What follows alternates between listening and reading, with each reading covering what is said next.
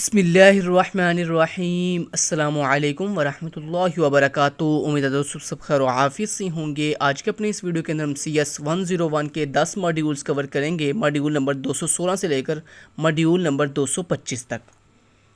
तो स्टार्ट करते हैं मॉड्यूल नंबर 216 को। MS power point slide group on home ribbon. Sir कह रहे हैं कि बच्चों को ये सिखाओ कि आपका जो MS पावर पॉइंट है उसके होम रिबन के ऊपर ये स्लाइड ग्रुप कौन सा ग्रुप होता है। तो सबसे पहले दोस्तों आपने MS पावर पॉइंट की फ़ाइल को कैसे ओपन करते हैं, तो या जैसे कि मैंने आपको प्रीवियस भी बताया था कि MS ऑफिस की कोई भी फाइल ओपन करने के लिए आपके पास सबसे पहले आपके लैपटॉप या फिर कंप्यूटर सिस्टम के अंदर MS ऑफिस का कंप्लीट जो सूट है वो इंस्टॉल होना ज़रूरी है। जब दोस्तों आपके पास MS ऑफिस इंस्टॉल होगा दैन उसके बाद आपके पास MS पावर पॉइंट को ओपन करने के दो तरीके हैं। या तो आपके विंडो के अंदर ये जो सर्च बॉक्स होता है, जैसे विंडो 10 के अंदर और विंडो 11 के अंदर यहाँ पे सर्च बॉक्स होता है, लेकिन विंडो 8 के अंदर यहाँ पे क्लिक करें तो यहाँ पे हमें सर्च बॉक्स मिलता है, तो यहाँ पे आप सर्च कर सकते हैं पावर पॉइंट। लेकिन इसका दूसरा एक आसान मेथड भी होता है। आप सिंपली अपनी इस डेस्कटॉप विंडो के ऊपर इस तरह राइट क्लिक करें। जैसे ही आप राइट क्लिक करेंगे तो यहाँ पे दोस्तों आपको एक न्यू का ऑप्शन मिलेगा। आप न्यू पे जाएंगे और वहाँ पे एक ऑप्शन मिलेगा MS Microsoft power point presentation के नाम से। आपने इस पर क्लिक करेंगे तो इस तरह आपके सामने एक प्रेजेंटेशन बन के आएगी। मैं मान लो इसका नाम टेस्ट के नाम से सेव कर लेता हूँ। देन उसके बाद इसको ओपन करने के लिए मैं इसके ऊपर डबल क्लिक करूँगा तो ये मेरे पास ओपन हो जाएगी। तो कुछ इस तरह का इंटरफेस है आपके पास MS पावर पॉइंट का। यहाँ पे दोस्तों बहुत सी ऐसी चीज़ें जो कि MS वर्ड के साथ सिमिलर हैं, मैच करती हैं। हमने MS वर्ड के अंदर जो चीज़ें कवर की थी वो यहाँ पे दोबारा अगेन कवर नहीं करने वाले। सो यहाँ पे जो चीज़ सिर्फ कहेंगे मैं सिर्फ वही चीज़ आपको करवाऊँगा। तो सबसे पहले दोस्तों जहाँ पे ये जो रीडिंग्स लिखी हुई हैं ये सिर्फ आप खुद पढ़ सकते हैं, ये कोई मुश्किल नहीं है, लेकिन इनको पढ़ने का कोई फ़ायदा भी नहीं होगा क्योंकि जब आपको प्रैक्टिकल आ जाएगा तो फिर देन आपको इसको पढ़ने की ज़रूरत भी नहीं पड़ेगी। तो चलिए स्टार्ट करते हैं। सबसे पहले दोस्तों सर कह रहे हैं जी न्यू स्लाइड के बारे में बताओ। दोस्तों न्यू स्लाइड क्या है, यहाँ पे देखिए जब आप MS पावर पॉइंट पे आते हो तो यहाँ पे होम टैब के अंदर आपके सामने यहाँ पे स्लाइड्स ग्रुप है जिसके अंदर आपको एक ऑप्शन मिल रहा है न्यू स्लाइड के नाम से। जैसे दोस्तों आप इस न्यू स्लाइड वाले ऑप्शन के ऊपर क्लिक करते हो तो क्या होता है, एक न्यू स्लाइड बन के आ जाती है।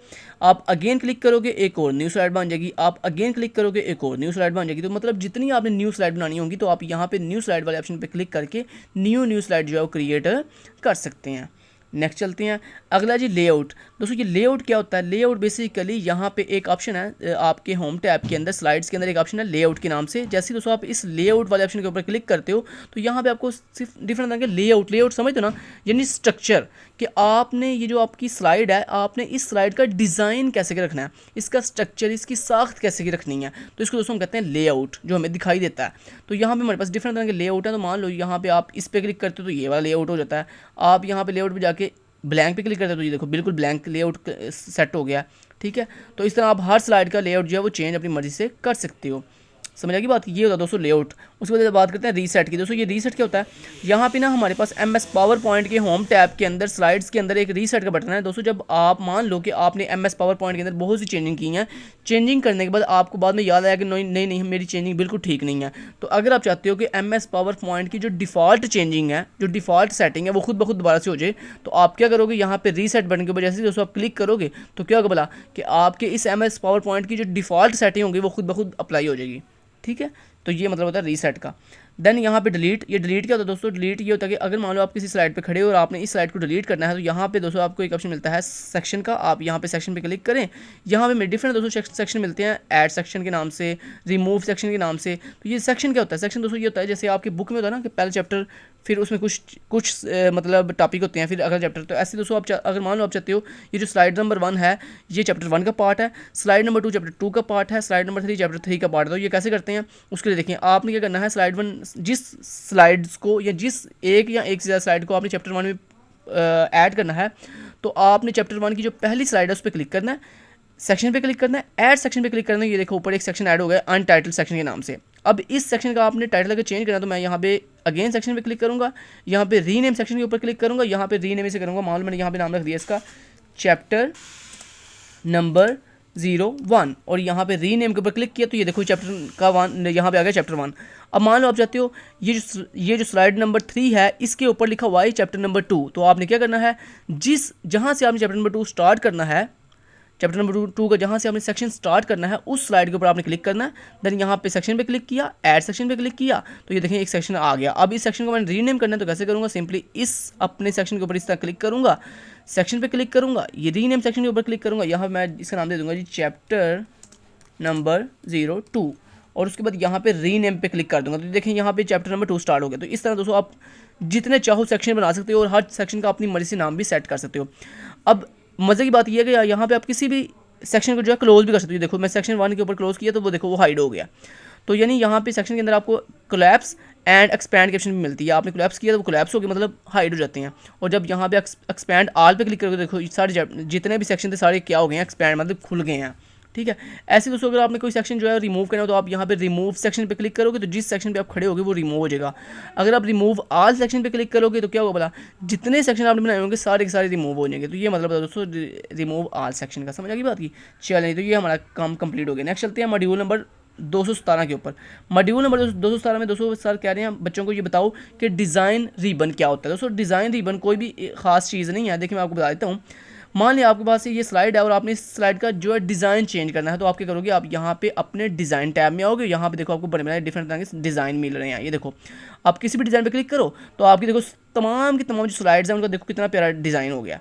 ठीक है, this is a design tab. ठीक है, ये होता है डिज़ाइन टैब। दोस्तों आपने इसे देखा होगा, आपके जो दोस्त होते हैं, जो रिलेटिव्स होते हैं, जो आपकी फ्रेंड्स होती हैं लड़कियों की और जो लड़कों के फ्रेंड्स होते हैं, वो अक्सर आप इस तरह ब्यूटीफुल सी आप उनके हाथ में जो है स्लाइड्स देखते हो तो वो असल में खुद नहीं तैयार करते। वो असल में इस तरह वो क्या करते हैं, यहाँ पे MS पावर पॉइंट में डिज़ाइन टैब पे आते हैं और यहाँ पे कोई भी एक ब्यूटीफुल सा डिज़ाइन चूज़ करते हैं तो क्या होता है कि आपकी सारी की सारी स्लाइड जो है उनका डिज़ाइन जो ये वाला हो जाता है। समझने की बात की। तो ये था दोस्तों डिज़ाइन व्यू, जहाँ पे हम अपने थीम चेंज करते हैं। तो यहाँ पे लिखा भी हुआ है the design ribbon is a ribbon that helps you to design, कहता है जो हमें हेल्प करता है किसके लिए, डिज़ाइन योर स्लाइड, आपकी स्लाइड को डिज़ाइन करने के लिए, पर योर रिक्वायरमेंट, आपकी रिक्वायरमेंट के according. The first group is called the themes, कहता है यहाँ पे जो हमारे डिज़ाइन टैब के अंदर जो फर्स्ट ग्रुप है उसको हम थीम ग्रुप कहते हैं। समझ आएगी बात की। बस यहाँ पे दोस्तों यही था कि थीम क्या होते हैं और मैंने प्रैक्टिकल आपको करवा दिया कि थीम यहाँ पे क्या है, मतलब आपकी डिफरेंट तरह के डिज़ाइंस आपकी स्लाइड्स के।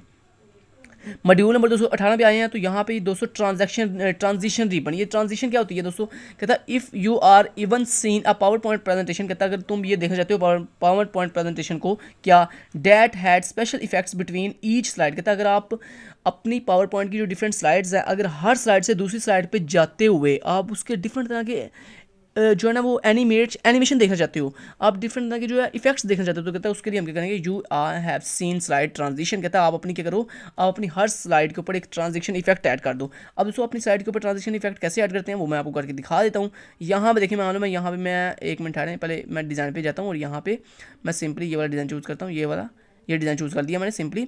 अब मैंने यहाँ पे क्या किया दोस्तों, मैं होम टैब पे आया और यहाँ पे आगे मैंने पहली स्लाइड के अंदर कुछ भी लिख देता हूँ। यहाँ पे मालूम है, यहाँ पे पहले मैं आता हूँ, यहाँ पे आता हूँ और यहाँ पे लेआउट पे आता हूँ और यहाँ पे कुछ भी लिख लेता हूँ मैं। जैसे मान लो मैंने यहाँ लिख दिया C++ और यहाँ मैं लिख दिया मान लो HTML, यहाँ मैंने लिख दिया KST लर्निंग, ठीक है। और उसके बाद मैंने क्या किया दोस्तों, मैं ये स्लाइड नंबर 2 डिलीट कर दी, स्लाइड नंबर 3 भी डिलीट कर दी। अब मैंने क्या किया, यहाँ पे ये जो स्लाइड 201 है ना मैं इसको डुप्लीकेट कर लेता हूँ। यहाँ पे डुप्लीकेट कैसे करते हैं, सिंपली दोस्तों आप अपनी स्लाइड के ऊपर राइट क्लिक करो तो यहाँ पे एक ऑप्शन मिलता है डुप्लीकेट स्लाइड का, या फिर आपको यहाँ पे न्यू स्लाइड वाले ऑप्शन के ऊपर भी दोस्तों डुप्लीकेट स्लाइड सेलेक्टेड स्लाइड का ऑप्शन मिल जाएगा। तो यहाँ पे क्लिक किया तो देखो डुप्लीकेट हो गई। अब मैं यहाँ पे एक और डुप्लीकेट करना चाहता हूँ तो यहाँ पे अपनी स्लाइड के ऊपर राइट क्लिक करके मैं डुप्लीकेट स्लाइड पे क्लिक करता हूँ तो डुप्लीकेट हो गई। तो देखो स्लाइड डुप्लीकेट होगी।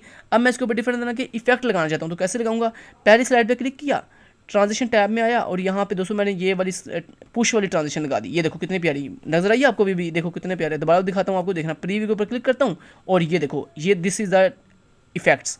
अब यहाँ पे मैं अगेन इस दूसरी साइड पे क्लिक किया, इसमें मैं ये स्वैप वाला लगा देता हूँ। ये देखो स्वैप कुछ इस तरह से, ठीक है। इस पर आता हूँ और यहाँ पर मैं रैंडम बार्स पर क्लिक कर देता हूँ, ठीक है। इस तरह से लग गई इसके ऊपर। अब मैं इसको प्रीव्यू करके दिखाता हूँ आपको, ये प्रीव्यू किया इसका। अब इस पर क्लिक करता हूँ और इसका प्रीव्यू करके दिखाता हूँ आपको। इसका प्रीव्यू कुछ इस तरह का, इसका प्रीव्यू इतना अच्छे नहीं आया, मैं अनकवर के ऊपर ये देखें इसका प्रीव्यू कुछ इस तरह का आ गया। अब यहाँ पे क्लिक करता हूँ, इसका प्रीव्यू दिखाता हूँ आपको, क्लिक किया और इसका प्रीव्यू आपको सही दिखाई नहीं दिया। मैं इसके ऊपर एक काम करता हूँ, ये शेप वाला प्रीव्यू लगा देता हूँ और उसके बाद मैं यहाँ पे इस पर क्लिक करता हूँ। अभी भी इसका प्रीव्यू जो है सही प्यारा नहीं लग रहा, मैं हम कोई और प्रीव्यू लगा के देख लेते हैं। यहाँ पर ये वाला प्रीव्यू लगा के ये देखें, ये पर्दे वाला प्रीव्यू लग गया। क्या बात है, ठीक है। दिस इज दोस्तों बेसिकली ट्रांजिशन क्या होती है, ट्रांजिशन बेसिकली एक ऐसा इफेक्ट होता है या ऐसे इफेक्ट्स होते हैं जो आपकी पूरी होल स्लाइड के ऊपर लगता है। मतलब अगर आपने पूरी होल स्लाइड के ऊपर इफेक्ट लगाना हो तो उसके लिए हम ट्रांजिशन का इस्तेमाल करते हैं। नेक्स्ट चलते हैं, ट्रांजिशन मैंने आपको लगाना सिखा दिया उसके बाद दोस्तों यहाँ पे ट्रांजिशन के अंदर हमारे पास यहाँ पे sound duration apply to all on mouse click, ये 4 ऑप्शन होते हैं। साउंड क्या होता है दोस्तों, अगर आपने अपनी जो ट्रांजिशन लगाई है अपनी स्लाइड के ऊपर, अगर उसके पीछे कोई साउंड लगाना है तो दोस्तों वो भी आप लगा सकते हो। ड्यूरेशन का मतलब दोस्तों ये होता है कि अगर आपने अपनी जो स्लाइड है उसके ऊपर जो ट्रांजिशन इफेक्ट लगाया है, अगर आपने उस ट्रांजिशन इफेक्ट के ऊपर कोई टाइमिंग ऐड करनी है, मतलब आप चाहते हो उसके ऊपर 1 मिनट का इफेक्ट रहे, 2 मिनट का रहे, 3 मिनट का रहे, तो आप उसके लिए ड्यूरेशन का इस्तेमाल करोगे। अप्लाई टू ऑल का मतलब क्या है? अप्लाई टू ऑल का मतलब दोस्तों ये है कि अगर आपके पास मान लो 5 स्लाइड हैं और आप चाहते हो कि आपने जो ट्रांजिशन एक स्लाइड के ऊपर लगाई है वही सेम ट्रांजिशन बाकी तमाम की तमाम स्लाइड के ऊपर भी खुद ब खुद अप्लाई हो जाए, तो आप अप्लाई टू ऑल के ऊपर क्लिक करोगे तो वो आपकी सब के ऊपर अप्लाई हो जाएगी। ऑन माउस क्लिक क्या करता है दोस्तों? ऑन माउस क्लिक ये होता है कि यानी आपकी जो ट्रांजिशन है वो तब वर्क करेगी जब आप माउस के साथ क्लिक करोगे स्लाइड के ऊपर, ठीक है, वैसे वो वर्क नहीं करेगी, ये मतलब है ऑन माउस क्लिक का। नेक्स्ट चलते हैं मॉड्यूल नंबर 219 में हम आ गए हैं। यहाँ पे दोस्तों कह रहा है जी MS power point animation ribbon. ये एनिमेशन दोस्तों क्या होता है दोस्तों? ये एनिमेशन भी एक इफेक्ट है। अब आप सोच रहे होंगे कि पीछे जो हमने ट्रांजिशन पढ़ा है वो भी तो एक इफेक्ट था, अब ये एनिमेशन भी एक इफेक्ट है, फिर दोनों में डिफरेंस क्या है दोस्तों? दोनों में डिफरेंस ये है, जो आपने प्रीवियस मॉड्यूल के अंदर ट्रांजिशन इफेक्ट्स पढ़े हैं वो बेसिकली पूरी होल स्लाइड के ऊपर लगते हैं, पूरी यानी आप कंप्लीट स्लाइड की सिंपल वर्डिंग में बताऊं तो मतलब आपकी जो ट्रांजिशन इफेक्ट है वो पूरी की पूरी कंप्लीट स्लाइड के ऊपर अप्लाई होता है। लेकिन दोस्तों ये जो एनिमेशन इफेक्ट है ये सिर्फ और सिर्फ आपके सिंपल किसी एक स्लाइड के अंदर सिंपल किसी एक टेक्स्ट के ऊपर, किसी एक पिक्चर के ऊपर या किसी एक शेप के ऊपर अप्लाई होती हैं। जैसे मैं यहाँ पे आपको कर दिखा भी देता हूँ, यहाँ पे ये पार्ट भी नहीं है, कहता है if you want to animate text, कहता है अगर आप किसी होल स्लाइड को नहीं, अगर आप होल स्लाइड को इफेक्ट करना चाहते हो तो फिर तो आप ये ट्रांजिशन का इस्तेमाल करोगे, मतलब ये जो ट्रांजिशन आपने पीछे पड़ी है। लेकिन अगर आप अपनी एक स्लाइड के अंदर किसी टेक्स्ट को करना चाहते हो एनिमेट, इमेज को करना चाहते हो, शेप को करना चाहते हो, ग्राफ को करना चाहते हो, चार्ट को करना चाहते हो, या किसी भी स्लाइड के अंदर यानी स्लाइड के अंदर किसी भी चीज़ को, किसी भी स्पेसिफिक चीज़ को आप इफेक्ट करना चाहते हो तो उसके लिए आप एनिमेशन का इस्तेमाल करोगे। करके दिखाता हूँ आपको। यहाँ पे मान लो जैसे ये दोस्तों आपके पास ये एक टेक्स्ट है और आपने सिर्फ पूरी इस स्लाइड को एनिमेट नहीं करना, आपने सिर्फ और सिर्फ इस टेक्स्ट को एनिमेट करना, तो आप क्या करोगे? आप यहाँ पे एनिमेशन वाले टैब में आओगे और यहाँ पे देखो आपने इस पर क्लिक किया और ये देखो सिर्फ आपके सिंगल एक आपकी स्लाइड विद इन स्लाइड आपके एक सिंगल टेक्स्ट के ऊपर जो है आपने इफेक्ट लगाया, दिस इज़ अ एनिमेशन। तो ये इन दोनों में डिफरेंस है कि ये जो ट्रांजिशन होती है ये पूरी स्लाइड के ऊपर अप्लाई होती है, जबकि ये जो एनिमेशन होती है ये आपकी स्लाइड के अंदर किसी एक specific text, specific shape, specific chart या किसी स्पेसिफिक पिक्चर के ऊपर जो है वो अप्लाई की जाती है। ठीक हो गया जी, समझ आएगी बात की। चलिए जी नेक्स्ट चलते हैं मॉड्यूल नंबर 220। दोस्तों मॉड्यूल नंबर 220 में आगे MS एक्सेल की बात स्टार्ट हो गई है, तो यहाँ पे हम MS पावर पॉइंट को बंद कर देते हैं। इसका काम फिनिश हो गया, चैलेंज इसको किया बंद और यहाँ पे मैं इसको डिलीट भी कर देता हूँ क्योंकि अब मैंने इसका वर्किंग आपको समझा दिया सारी। नेक्स्ट चलते हैं मॉड्यूल नंबर 220 MS एक्सेल। दोस्तों ये MS एक्सेल क्या होता है? What is spreadsheet? दोस्तों MS एक्सेल बेसिकली क्या है? ये एक और MS ऑफिस का एक और बहुत ही पावरफुल टूल है जिसके अंदर हम स्प्रेड शीट तैयार करते हैं। अब ये स्प्रेड शीट क्या होती है पहले इसको सीख लें। तो यहाँ पे आपकी ये इंपॉर्टेंट डेफिनेशन है, इसको पढ़ लें। कहता है spreadsheet is a tool, कहता है ये बेसिकली एक टूल है that is used to organise data, कहता है जो बेसिकली आपके डाटा को ऑर्गेनाइज करने के लिए यूज़ किया जाता है।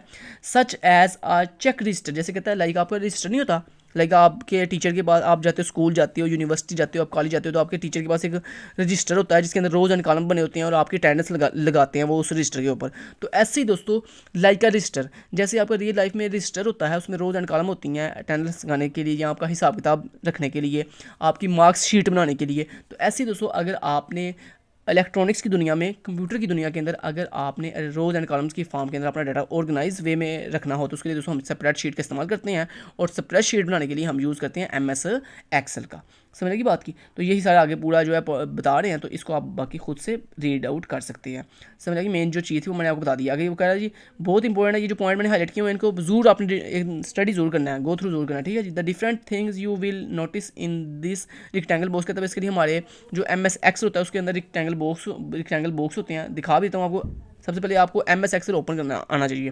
दोस्तों MS एक्सेल को ओपन करने का भी सेम वही तरीका है जो आपने MS वर्ड और MS पावर पॉइंट में सीखा कि या तो आप यहाँ पे सर्च विंडो का जो सर्च बॉक्स है वहाँ पे सर्च कर सकते हैं एक्सेल, या फिर वही सेम तरीका आप अपने डेस्कटॉप के विंडो के ऊपर राइट क्लिक करें, यहाँ पे न्यू पे यहाँ पे क्लिक करें और यहाँ पे आपको एक ऑप्शन मिलेगा माइक्रोसॉफ्ट एक्सेल वर्कशीट के नाम से, आपने इस पर क्लिक करो और यहाँ पे MS एक्सेल ओपन हो गया। यहाँ पे इसका कुछ भी नाम दे दो, मैंने टेस्ट नाम रख दिया और उसके बाद इस पर डबल क्लिक किया और ये देखो मेरे पास एक्सेल जो है वो ओपन हो गया। अब यहाँ पे दोस्तों अगर आप गौर करो तो ये देखो एक्सेल में क्या है, Excel basically is a collection of rows and column. ये देखो this is a row and this is a column, ठीक है, collection of rows and columns का कम्बिनेशन है MS एक्सेल। और इसमें देखो एक ये जो बॉक्स है, ये जो एक सिंगल बॉक्स है, एक सिंगल जिसको हम सेल कहते हैं, इसको बेसिकली हम सेल कहते हैं। तो ये जो आपको एक बॉक्स दिखाई दे रहा है, इसको हम एक्सेल के अंदर क्या कहते हैं, सेल कहते हैं। और ये जो सेल है इसकी शेप देखो कैसे है, एक रेक्टेंगल बॉक्स की तरह बनी हुई है, ठीक है जी।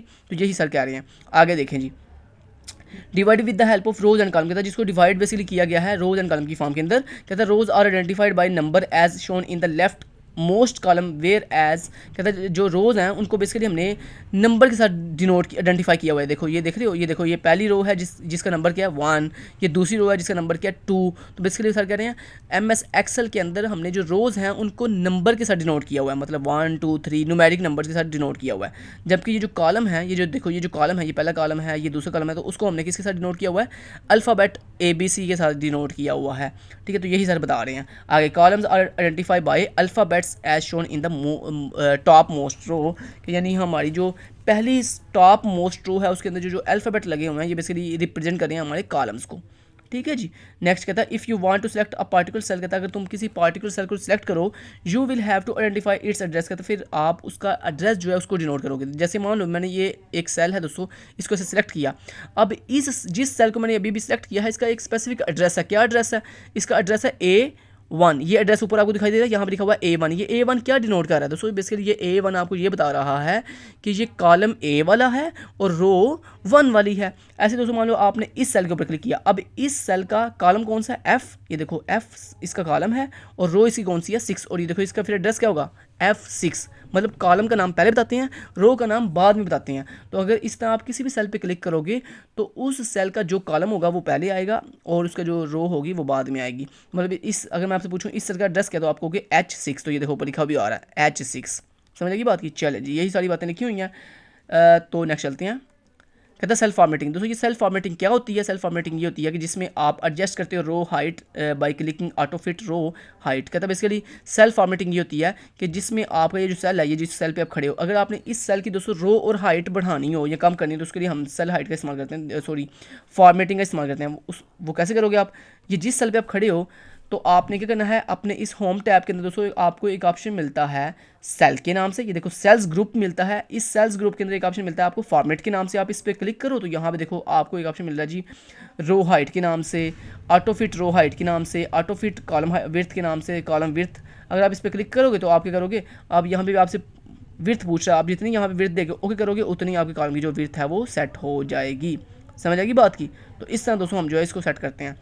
नेक्स्ट चलती हैं। कहता है चार्ट। दोस्तों ये चार्ट्स क्या होते हैं, चार्ट्स के बेसिकली कहता है chart allow you to represent information content in the worksheet in a graphic format. कहता है बेसिकली चार्ट ये होते हैं कि जब आपने अपनी MS एक्सेल शीट के अंदर अपना जो डाटा है, जब जो आपकी इन्फॉर्मेशन है, जब उसको रिप्रेजेंट करना हो ग्राफिक फॉर्मेट के अंदर, तो कहता है उसके लिए हम चार्ट्स का इस्तेमाल करते हैं। अब हमारे पास चार्ट कहाँ से मिलते हैं, ये देखें यहाँ पे आप इंसर्ट ऑप्शन पे जाओ, इंसर्ट टैब पे जाओ, तो यहाँ पे दोस्तों चार्ट्स वाले ग्रुप के अंदर आपको डिफरेंट तरह के चार्ट्स मिल रहे हैं। तो यहाँ पे यही सर बताना चाह रहे हैं। देन नेक्स्ट उसके बाद सर कह रहे हैं जी क्रिएटिंग अ चार्ट, कि चार्ट क्रिएट कैसे किया जाता है। तो यहाँ पे पहला स्टेप, ये सर ने यहाँ पे स्टेप बताए हुए हैं कि पहला स्टेप ये है, दूसरा स्टेप ये है। तो इसको मैं जब अभी मैं प्रैक्टिकल आपको करके दिखाता हूँ तो फिर आपको अच्छे से समझ आ जाएगी। चलें जी दोस्तों, मान लो आपने अपनी इन्फॉर्मेशन को एक चार्ट के अंदर कन्वर्ट करना, तो बड़ा ईजी है। सिंपली आप यहाँ पे आओगे, सबसे पहले आप अपना कुछ इन्फॉर्मेशन ऐड कर लो। तो इन्फॉर्मेशन ऐड करने के लिए मैं यहाँ पे लिख लेता हूँ जी रोल नंबर, ठीक है। और रोल नंबर मैंने क्या दिया 1 2 3 4 एंड 5, ठीक है। ये मैंने रोल नंबर ऐड कर दिया। और उसके बाद दोस्तों यहाँ मैं उसके मार्क्स ऐड कर लेता हूँ। मैं कहता हूँ ये रोल नंबर है, उसके मार्क्स कितने हैं, मार्क्स यहाँ पे ऐड करता हूँ। मान लो इसके मार्क्स हैं जी 100, इसके मार्क्स हैं 210, इसके मार्क्स हैं 120, इसके मार्क्स हैं 300, इसके मार्क्स हैं 500, ठीक है जी। इस तरह मार्क्स ऐड कर दिए। अब इसको मैं थोड़ा सा खूबसूरत बनाने के लिए मैं क्या करूँगा, यहाँ पे आता हूँ, होम टैब पे क्लिक करता हूँ, यहाँ पे इसको सेंट्रल लाइन कर देता हूँ, यहाँ पे सेंट्रल लाइन कर देता हूँ, ओके जी। अब दोस्तों ये जो डाटा है आपका, इसका मान लो आपने चार्ट बनाना है, इसको ग्राफिकल रिप्रेजेंटेशन इसकी करनी है। तो कैसे करेंगे, जिस डाटा का आपने दोस्तों चार्ट बनाना है, आप सबसे पहला स्टेप ये होता है कि आप उस डाटा को ऐसे सेलेक्ट करो। तो मैंने डाटा को सेलेक्ट कर लिया, स्टेप नंबर 1 कंप्लीट हो गया। स्टेप नंबर 2 ये है क्लिक ऑन इंसर्ट टैब। आपने इंसर्ट टैब के ऊपर क्लिक किया। स्टेप नंबर 3 ये है go to the chart group, आप चार्ट ग्रुप में आओगे। स्टेप नंबर 4 ये है please select the specific chart या डिज़ायर्ड चार्ट, जो भी चार्ट आपको पसंद है वो सेलेक्ट करो। तो यहाँ पे मैंने इस चार्ट के ऊपर क्लिक किया, यहाँ पे आपको जो सा चार्ट पसंद है वो आप उस पर क्लिक कर सकते हो। ये देखो मैंने इस चार्ट पे क्लिक किया तो ये देखो जी मेरा चार्ट बन के रेडी है। आप यहाँ पे चार्ट का टाइटल जो है चेंज कर सकते हो, चार्ट का जो है आप विड्थ और हाइट भी चेंज, ये देखो मैंने चार्ट का साइज़ भी चेंज कर सकता हूँ। ये देखो चार्ट का साइज़ थोड़ा कम कर लिया मैंने, ओके जी, चार्ट का साइज़ कम कर दिया। अब इसको थोड़ा सा नीचे मैं लेके आ जाऊँ तो लेके आ सकता हूँ पकड़ के, ठीक है। ऐसे मैंने यहाँ पे इसको रख के ऐसे रख दिया। चलें जी, अब यहाँ पे दोस्तों आप चाहो तो टाइटल चेंज कर सकते हो आप यहाँ पे। जैसे आप यहाँ पे टाइटल दे दो, मान लो जैसे इसका टाइटल आपने दे दिया स्टूडेंट मार्क्स, ठीक है, आपने ये लिख दिया। अब ये आप देख सकते हो दोस्तों आपका चार्ट बिल्कुल रेडी है, जो आपको बता रहा है। ये देखो ये आपके जो है बता रहा है roll number 1, roll number 2, roll number 3, कहता है रोल नंबर 1 के इतने मार्क्स हैं, रोल नंबर 2 के इतने मार्क्स हैं। ये देखो बार्स की फॉर्म में आपको दिखा रहा है। और ये नीचे भी बता रहा कहता है रोल नंबर को मैंने ग्रीन कलर से रिप्रेजेंट किया हुआ है और मार्क्स को मैंने कहता है ब्राउन कलर के साथ रिप्रेजेंट किया हुआ है। तो ये दोस्तों चार्ट बनाने का तरीका। चलते हैं मॉड्यूल नंबर 221 के ऊपर। मॉड्यूल नंबर 221 में सर कह रहे हैं MS एक्सेल फंक्शंस। ये फंक्शंस क्या होते हैं दोस्तों? कहता है a formula is a set of mathematical instructions that can be used in Excel to perform calculation. कहता है बेसिकली MS एक्सेल के अंदर जो फार्मूला होता है वो सेट ऑफ मैथमेटिकल इंस्ट्रक्शंस होती हैं जो बेसिकली हमें हेल्प की करती हैं या हम यूज़ करते हैं जिसको किसके लिए, अपने डिफरेंट तरह की कैलकुलेशन को परफॉर्म करने के लिए। आगे formulas are started in the formula box starting with an equal sign. कहता है जब भी आपने एक्सेल के अंदर कोई भी फार्मूला ऐड करना हो तो सबसे पहले आप अपने उस सेल, जिस सेल के अंदर आपने अपना फार्मूला ऐड करना है, कहता है वहाँ पे सबसे पहले इक्वल का साइन लगाते हैं, ठीक है जी, ये बता रहा है वो। नेक्स्ट चलते हैं। नेक्स्ट वो कहता है जनाब क्रिएटिंग बेसिक फार्मूला। कहता है मान लो आपके पास एक डाटा है और उस डाटा के ऊपर आपने एक बेसिक सम का फार्मूला अप्लाई करना है, तो कहता है बताओ कैसे करेंगे उसको अप्लाई। तो यहाँ पे सर जो है स्टेप बता रहे हैं, तो ये स्टेप आप खुद पढ़ सकते हैं। मैं आपको इसका प्रैक्टिकल करके दिखाता हूँ कि ये जो सारे स्टेप्स बता रहे हैं इन स्टेप्स को मैं कैसे अप्लाई करूँगा। तो चलें यहाँ पे Ctrl+A करता हूँ, यहाँ पे चलें मैं Ctrl+A किया, यहाँ पे इस ग्राफ को डिलीट कर देता हूँ, ओके जी। मान लो दोस्तों ये आपके पास मार्क्स हैं और आपने इन मार्क्स को जो है वो ऐड करना है, तो कैसे करेंगे? चलें यहाँ पे कुछ डाटा देता हूँ मैं आपको। मान लो आपके पास यहाँ पे कुछ डाटा दोस्तों, मान लो 10, उसके बाद यहाँ पे एक डाटा है 20, फिर यहाँ पे डाटा है 30, फिर यहाँ पे डाटा है 40। अब मान लो आप चाहते हो ये जो वैल्यूज़ हैं ये सारी सम हो जाए आपस में, तो आप सम कहाँ पे दिखाना चाहते हो? इस सेल के अंदर, जिस सेल पे आपने क्लिक किया दोस्तों, यानी आप इस सेल के अंदर एक सम का फार्मूला अप्लाई करना चाहते हो। तो आप क्या करोगे? सिंपली दोस्तों जैसे कि उसने आपको बताया था स्टेप नंबर 1 ये होता है कि सबसे पहले जिस सेल के अंदर आपने अपना रिजल्ट आउटपुट शो करनी है उस सेल में सबसे पहले इक्वल का साइन लगाओ। तो मैंने इक्वल का साइन लगाया। उसके बाद आप क्या करोगे दोस्तों? उसके बाद आप लिखोगे सम, क्योंकि आपने सम का फार्मूला लगाना है, तो हमने लिखा सम। सम लिखने के बाद आपने क्या करना है? ब्रैकेट ओपनिंग ब्रैकेट लगानी है, यानी स्मॉल ब्रैकेट ओपन करनी है। तो स्मॉल ब्रैकेट ओपन की। अब दोस्तों आपने जिन नंबर्स को सम करना है उन नंबर्स को 1 बाय 1 लिखते जाओ। तो ये पहला नंबर ये वाला, इस पर क्लिक करो, देन उसके बाद कॉमा, देन दूसरा नंबर पे क्लिक किया, देन कॉमा, देन तीसरे नंबर पे क्लिक किया, देन कॉमा, और देन चौथे नंबर पे क्लिक किया। तो उसके बाद कुछ नहीं है, देन उसके बाद ब्रैकेट बंद की और देन एंटर प्रेस कर दिया। तो ये देखो उसने हमें कैलकुलेट करके दे दिया। कहता है ये तमाम नंबर को अगर सम किया जाए तो कहता है आपके पास जो आंसर आएगा वो क्या आएगा? 100 आएगा। दोस्तों इसका एक और तरीका भी होता है, एक और तरीका ये होता है, मैं करके दोबारा करके दिखाता हूँ। इसका एक दूसरा तरीका भी होता है कि आप सिंपली जो है वो इस तरह से रेंज भी बता सकते हो कुछ इस तरह से। देखो आपने इक्वल लगाया, उस अभी मैंने क्या किया था कि पहली वैल्यू देन कॉमा, दूसरी वैल्यू देन कॉमा, देन तीसरी वैल्यू देन कॉमा। ये हम तब करते हैं जब हमारे पास थोड़ी वैल्यूज, जैसे मेरे पास यहाँ पे 4 वैल्यूज थी, मैंने क्या किया? पहली वैल्यू देन कॉमा, दूसरी वैल्यू देन कॉमा। लेकिन अगर आपके पास नंबर ऑफ वैल्यूज ज़्यादा हो तो फिर आप कैसे करोगे? फिर उसका तरीका ये होता है दोस्तों, आप सिंपली लिखो इक्वल, आगे सम, आगे अपनी ब्रैकेट स्टार्ट की, और उसके बाद जो पहली वैल्यू है उसका आप एड्रेस बताओ। तो ये जो पहला सेल है इसका एड्रेस क्या जी? इसका एड्रेस है ये, सिंपली आप अपनी पहली वैल्यू के ऊपर क्लिक करो तो उसका एड्रेस खुद ब खुद फैच कर लेगा, ठीक है। पहली वैल्यू दोस्तों बताने के बाद, यानी पहली वैल्यू का एड्रेस बताने के बाद आपने आगे लगाना है कॉलन। कॉलन कौन सा था? ये डबल डॉट, ठीक है, कॉलन लगा दिया। कॉलन लगाने के बाद आपने लास्ट वाली वैल्यू के ऊपर क्लिक करना है, ठीक है। जैसे आप लास्ट वाली वैल्यू पे क्लिक करोगे तो उसने खुद ब खुद रेंज सेलेक्ट कर ली। करने के बाद यहाँ पे ब्रैकेट बंद करो, एंटर प्रेस करो, देखो अभी भी आंसर जो है वो 100 आ चुका है। तो ये था दोस्तों आपका बेसिक फार्मूला अप्लाई करने का तरीका। नेक्स्ट चलते हैं। कहता है कैलकुलेट द विद फंक्शन। कहता है आप फंक्शन के साथ इसको कैलकुलेट कैसे करेंगे, तो वो करने जा रहे हैं। तो सबसे पहले हमारे पास जो है यहाँ पे एक्सेल के अंदर डिफरेंट तरह के फंक्शन होते हैं। कहता है सम का फंक्शन होता है, एवरेज का फंक्शन, सम का फंक्शन हमारी एडिशन के लिए यूज़ होता है। एवरेज, अगर आपने किसी चीज़ का एवरेज निकालनी है तो उसके लिए हम एवरेज फंक्शन यूज़ करते हैं, फार्मूला यूज़ करते हैं। मिन दोस्तों हम तब यूज़ करते हैं जब आपके पास मान लो डिफरेंट वैल्यूज हैं और उसमें से आपने मिनिमम वैल्यू फाइंड करनी है तो आप मिन का फार्मूला यूज़ करोगे, फंक्शन यूज़ करोगे। मैक्स, अगर आपके पास डिफरेंट वैल्यूज है उसमें से आपने मैक्सिमम वैल्यू फाइंड करनी है तो आप मैक्स का जो फंक्शन है उसको यूज़ करोगे। काउंट, अगर आपके पास डिफरेंट वैल्यूज हैं आपने उनको काउंट करना है नंबर ऑफ सेल्स को काउंट करना है तो आप काउंट का फार्मूला यूज़ करोगे या फंक्शन यूज़ करोगे। अब मान लीजिए दोस्तों आपने सम करना है, तो सम के लिए आप कैसे फंक्शन अप्लाई करोगे तो वो बताता हूँ। ये अभी जो तरीका आपने किया था ये था आप एक सिंपली फार्मूला कर रहे हो, अब आप फंक्शन के साथ ये काम करने जा रहे हो, तो कैसे करेंगे करके दिखाता हूँ आपको। ये देखें जी, सिंपली आपने क्या करना है, यहाँ पे वैल्यू लिख लें जिन वैल्यूज़ को आपने सम करना है। तो मान लें मैंने यहाँ पे आया और यहाँ पर आ गए दोस्तों, मैंने इस तरह से जिस सेल में मैंने सबसे पहले फार्मूला अप्लाई करना है मैं वहाँ पे आया, फंक्शन अप्लाई करने के लिए क्लिक किया। उसके बाद देन यहाँ पे दोस्तों आपने ये ऊपर आपको एक टैब मिलता है फार्मूलाज के नाम से, आप इस पर क्लिक करो। उसके बाद यहाँ पे एक ऑप्शन मिलेगा आपको इंसर्ट फंक्शन, आप इस पर क्लिक करो। और उसके बाद यहाँ पे आपसे ये पूछा आपने कौन सा फार्मूला अप्लाई करना है, तो मैंने कहा मैंने फार्मूला अप्लाई करना है सम का, तो मैंने सम के ऊपर क्लिक किया। उसके बाद मैंने यहाँ पे ओके के ऊपर क्लिक किया। जैसे मैंने दोस्तों ओके के ऊपर क्लिक किया, अब वो मुझसे पूछ रहा है आपने जो फार्मूला अप्लाई करना है वो कितनी रेंज पे अप्लाई करना है, तो मैंने यहाँ से कहा B2 से लेकर B6 तक। तो ये देखो उसने खुद ब खुद रेंज सेलेक्ट करी, तो यहाँ पे आप बता भी सकते हो उसको, तो आपने यहाँ पे कर दिया खुद भी। आप यहाँ पे नंबर 1 जो है लिखा हुआ है ना बॉक्स नंबर 1, इसके अंदर आप लिखो अपनी रेंज। तो मेरी रेंज कहाँ से लेकर कहाँ तक है, B2 से लेकर B6 तक, तो आपने यहाँ पर लिख दिया B2:B6 लिख दिया। उसके बाद यहाँ पे ओके के ऊपर क्लिक किया, तो ये देखो दोस्तों उसने आपको सामने निकाल के दिखा दिया। तो ये दोस्तों दो तरीके, पहला जो तरीका बताया वो था सिंपल फंक्शन के थ्रू, फार्मूला के थ्रू, और ये जो तरीका मैंने आपको बताया ये है फंक्शन के थ्रू। ठीक है, तो दोनों तरीके मैंने आपको समझा दिए हैं, बता दिए हैं प्रैक्टिकली। तो ये आपको बाकी स्टेप आप खुद पढ़ लीजिएगा। मॉड्यूल नंबर 222 पे चलते हैं। इसमें जी MS Excel application scenario 1।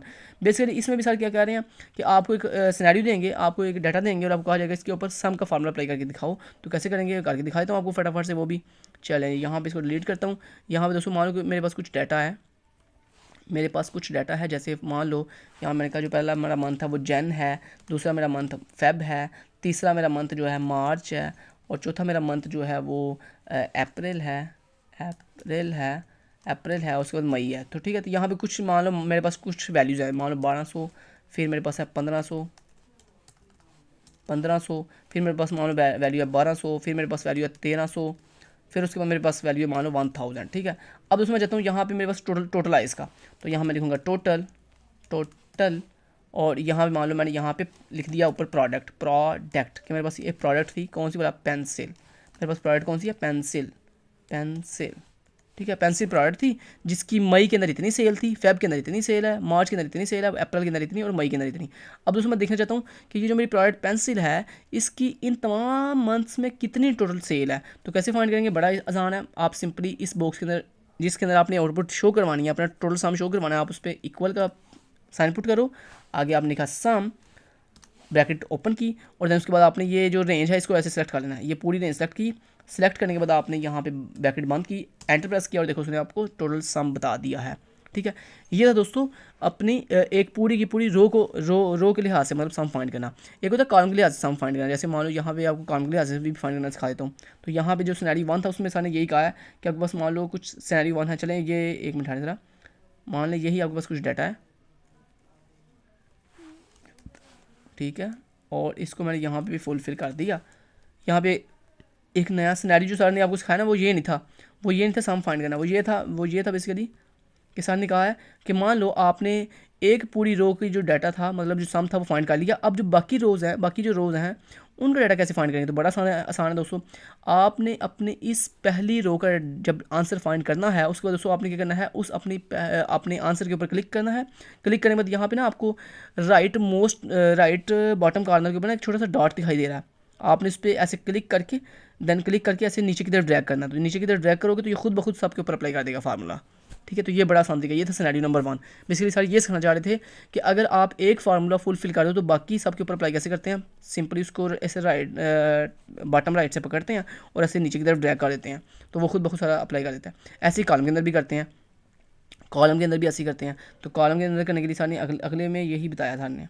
Next चलते हैं मॉड्यूल नंबर 223 में भी सारे यही सिखा रहे हैं, एप्लीकेशन सिनेरियो नंबर 2 में भी सारे यही सिखा रहे हैं कि अब आपने अभी ये क्या किया था, आपने एक रो का डाटा फाइंड किया और उसको सबके ऊपर अप्लाई कर दिया।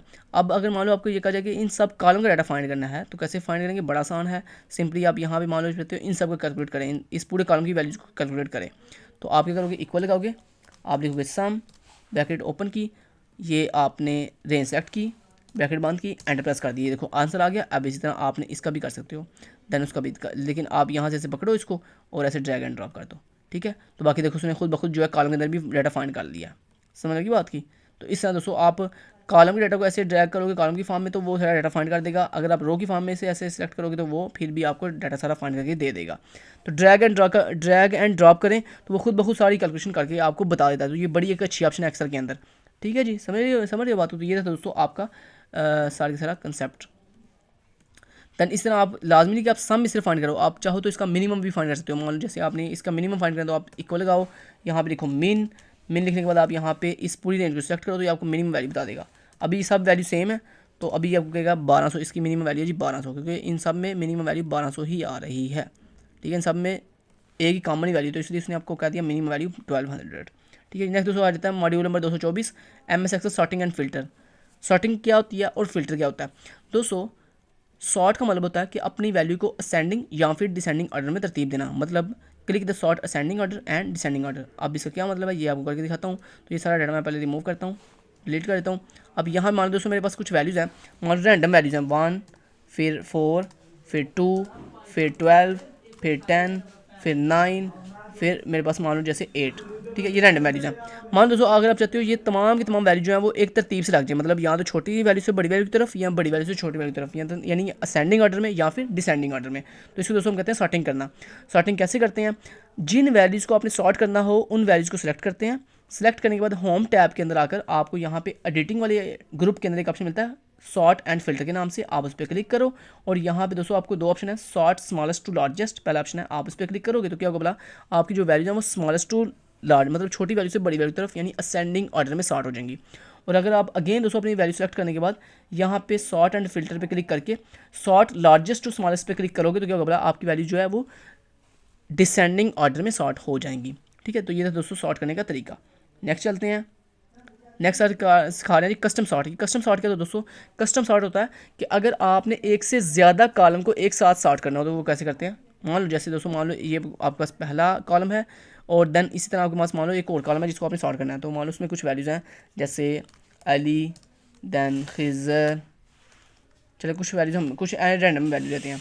जैसे मान लो यहाँ मैंने कह दिया 500 देन 200 देन 100 देन जैसे 300 जैसे 400 जैसे 1200 और जैसे 1000। ठीक है, रैंडम वैल्यू मैंने ली हैं। अभी मेरे पास दो कॉलम्स हैं, एक ये कॉलम है और एक ये कॉलम है, दो कॉलम्स हैं।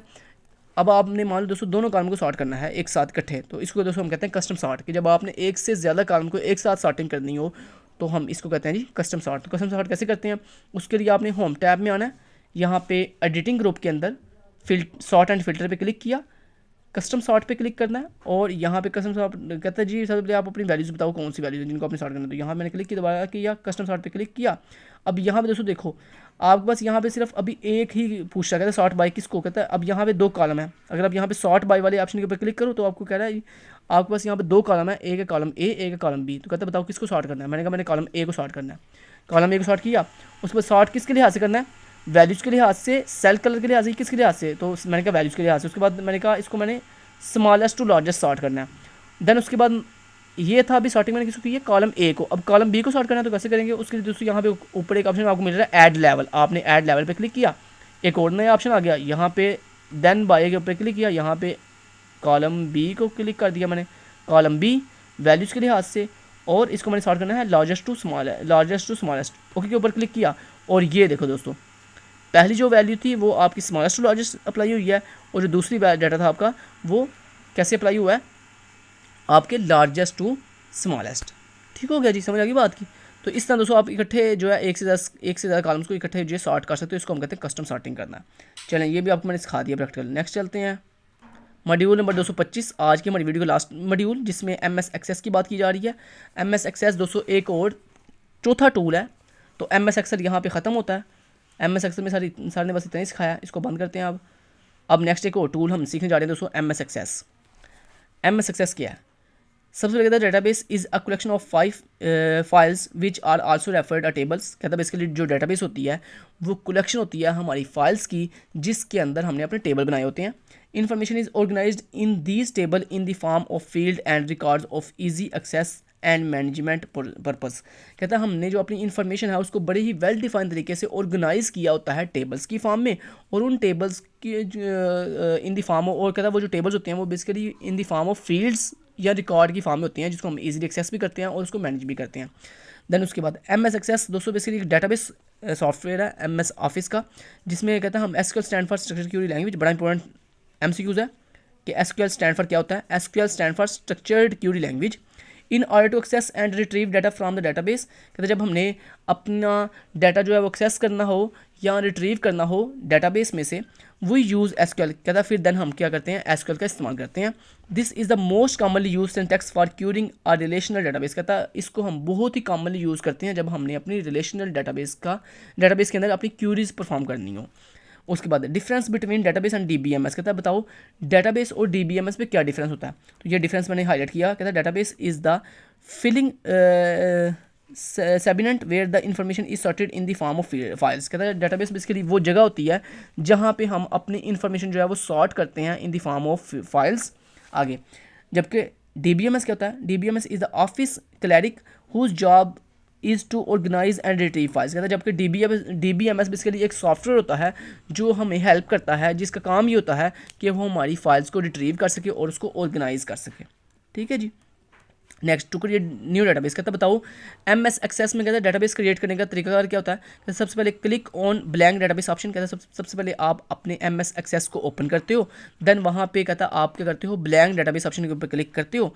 देन उसके बाद दूसरा स्टेप क्या होता है, type database name and browse to location where you save to the new database. कहता है देन फिर आप अपने डाटाबेस का नाम बताते हो और देन अपनी वो लोकेशन सेट करते हो जहाँ पे आपने अपनी डाटाबेस जो है वो क्या करनी हो, सेव करनी हो। नेक्स्ट चलते हैं। कहता है नेविगेशन पैनल। दोस्तों नेविगेशन पैनल क्या होता है, कहता है आप जब MS ऑफिस को ओपन करते हो तो वहाँ पे आपको दो मतलब साइड्स दिखाई देती हैं। एक आपको लेफ्ट साइड दिखाई देती है जैसे कि आपको स्क्रीन पिक्चर पे दिखाई जा रहा है, और एक आपको उसके राइट साइड पे एक पैनल दिखाई देता है। अब कहता है when your database is created new window screen appear and by default table is added. कहता है जब आप अपनी न्यू डेटाबेस क्रिएट करते हो तो वहाँ पे आपके सामने एक विंडो स्क्रीन जो है वो अपीयर होती है, एक विंडो स्क्रीन ओपन होती है जहाँ पे बाय डिफ़ॉल्ट आपको एक टेबल जो है वो ऐड हुआ मिलता है। आगे one of on the left side of the window is navigation pan. कहता है बेसिकली हमारी जो विंडो जो अभी हमें ओपन करके दिखाई गई है, कहता है उसके बेसिकली जो लेफ्ट साइड है उसको हम कहते हैं जी नेविगेशन पैन कहते हैं। Here you will see all your save tables forms queries and reports. कहता है जहाँ पे उस हमारे नेविगेशन पैन के अंदर कहता है हमें क्या क्या चीज़ें दिखाई दे रही होती हैं, हमारे टेबल्स, हमारे फॉर्म्स और हमारी क्यूरीज और हमारी सारी की सारी reports. On the right of the navigation pan कहता है जबकि जो हमारे नेविगेशन पैन की जो राइट साइड होती है वहाँ पे कहता है इज़ वर्किंग और व्यू पैनल। कहता है जहाँ पे हमारी वर्किंग या फिर हमें पैनल जो है व्यू हो रहा होता है। You can view table data. कहता है जहाँ पे आप अपने टेबल का डाटा देख सकते हो। ये किसकी बात हो रही है, राइट साइड की, मतलब ये जो राइट साइड है कहता है इस राइट साइड पे या तो हम अपने टेबल का जो डाटा है वो देखते हैं, या हम अपनी क्यूरी की आउटपुट देखते हैं, या हमने जो रिपोर्ट जनरेट की होती हैं उनके फॉर्म्स देख रहे होते हैं। ठीक है जी। नेक्स्ट चलते हैं external data. External data tab is use to import export collect and share data between different database. कहता है बेसिकली हमारी MS एक्सेस के अंदर एक टैब होता है जिसको हम एक्सटर्नल डाटा टैब कहते हैं। उसका कहता है काम ये होता है उसको हम अपने डाटा को इंपोर्ट करने, अपने डाटा को एक्सपोर्ट करने, या फिर collect and share data between database. कहते हैं जब हमने अपनी डाटाबेस के डिफरेंट डाटाबेस के दरमियान अपने डाटा को इंपोर्ट करना हो, एक्सपोर्ट करना हो, या कलेक्ट करना हो या शेयर करना हो तो उसके लिए हम अपने एक्सटर्नल डाटा टाइप का इस्तेमाल करते हैं किसके अंदर, MS एक्सेस के अंदर। You can also export and import data from Excel document. कहता है इसके अलावा आप अपने MS एक्सेस के अंदर ये जो एक्सटर्नल डाटा वाला टैब है कहता है इसको आप जो है MS एक्सेल से जो है अपने डॉक्यूमेंट को जो है इंपोर्ट करने के लिए या एक्सपोर्ट करने के लिए यूज़ भी करते हो। ठीक है जी। लें जी यहाँ तक दोस्तों हमारे 10 मॉड्यूल कंप्लीट होते हैं। उम्मीद करता हूँ आपको तमाम के तमाम कंसेप्ट की बहुत ही इजी वे में समझ आई होगी। फिर भी अगर कोई कन्फ्यूजन हो तो नीचे कमेंट बॉक्स में ज़रूर पूछेगा, हम आपको इंशाल्लाह बहुत जल्द उसका रिप्लाई देने की कोशिश करेंगे। Thank you so much. Till then guys take care, Allah हाफिज़।